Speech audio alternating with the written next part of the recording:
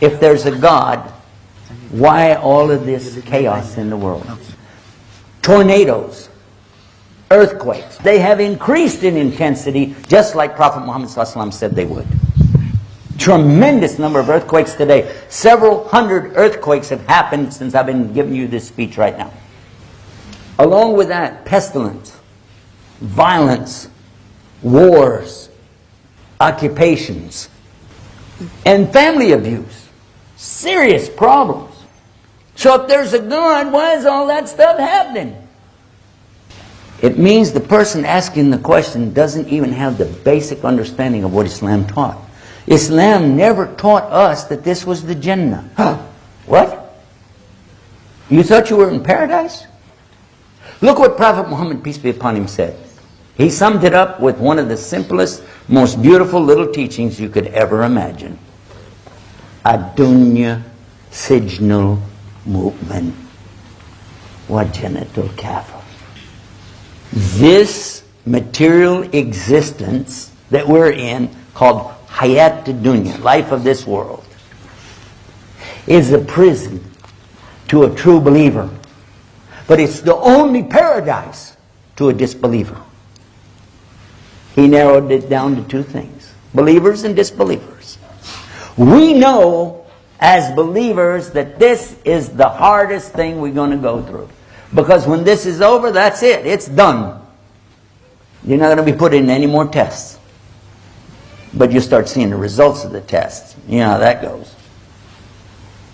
But for the disbeliever, this is their paradise. And that's why they want so desperately to build the big things here. And the fancy cars, the beautiful homes, the best of clothes. You know what I'm saying? You know, strut your stuff, baby. Oh, hey, oh. This is what they're looking for. Two people will be brought on the Day of Judgment. One of them, he had everything he asked for in this life.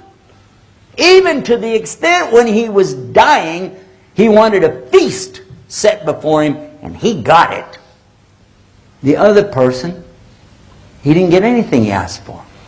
Even to the extent when he was about to die, all he asked for was just a drink of water. And he didn't even get that.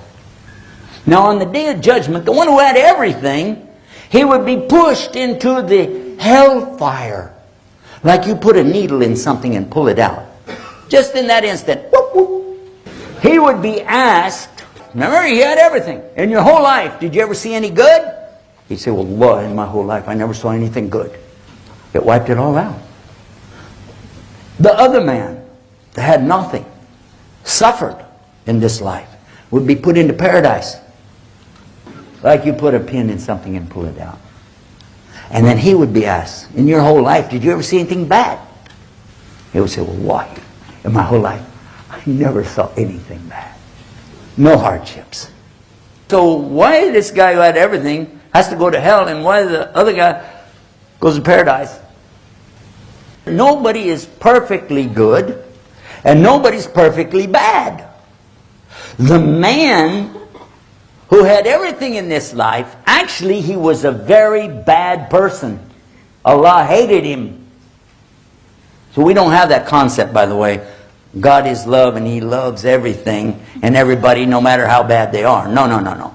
We know that God is the loving al-wadud and ready to love anything and everything that's good, but He's also capable of washadid al-iqab, dealing it out heavy duty, and you don't want to know about that. So this man who Allah hated, who had done so many monstrously bad things to people, yet he did some good deeds. So Allah paid him in this life for his good deeds. So he would not even smell the paradise. That he could be thrown directly right straight into hell. The other man, this gentleman, actually was very good. And Allah loved him. But he did some bad things. He made some mistakes. But because Allah doesn't want him to even smell the hellfire, not even for a nanosecond, so Allah let him have his punishment here in this dunya so that he could go straight into the paradise. stop and think about it. Doesn't that make sense? Doesn't there really need to be a day of judgment? Because otherwise, how could any of us look at the things that are going on around us again and again and again and see how the tyrants and the aggressors and the oppressors throughout history again and again and again, not only do they win these battles and wars, but they go away with all the spoils of wars. Well, the really good people, the honest, kind, giving, generous, charity-giving people are suffering, literally starving to death. But that's because this is a dunya.